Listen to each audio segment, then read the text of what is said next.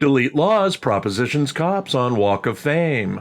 Jose Chille DeCastro returned to the Hollywood Boulevard in Los Angeles late Saturday night to proposition police officers to abandon their use of torture cuffs and be the first champions of his cause to replace cuffs with his digital detainment system. Looking older than his 50 years should make him look, DeCastro sauntered up to a police officer who was watching his partner handle two men during a traffic stop on Hollywood Boulevard. DeCastro exchanged idle chit-chat with the man, asking him about his motivation for joining the police and his expectations from the job.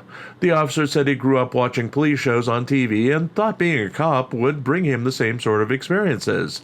Alas, he said that most police work is administrative and simple tickets, with none of the excitement he expected from what he had seen in the media. DeCastro pounced on the dullness presented by the man and began his rehearsed approach, telling the man that he could provide an alternative with his ideas on digital detainment.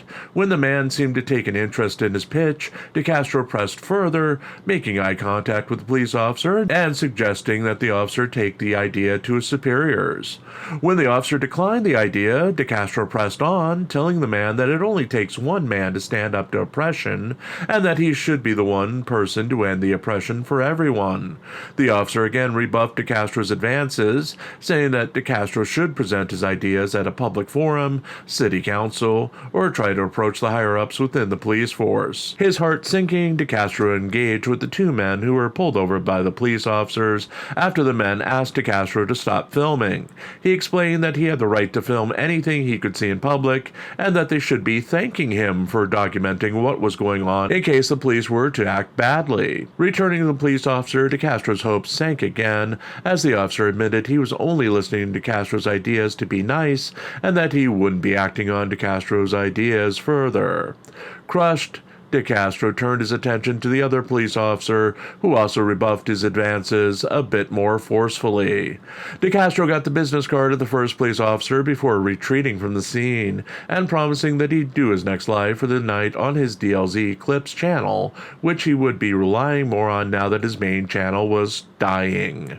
He never followed up on the video. Saturday's action did nothing to spark the market, as DeCastro saw no new donations to his various GoFundMes, continuing the pattern of apathy from the market to anything involving him. On that note, if you'd like to keep us from feeling the sheer power of apathy, we'd be remiss if we didn't remind you that you can continue to force the discount cat collector and known yellow bird, Jim Finch, to keep writing this dreadful column each day by contributing to the GoFundMe run by this very channel.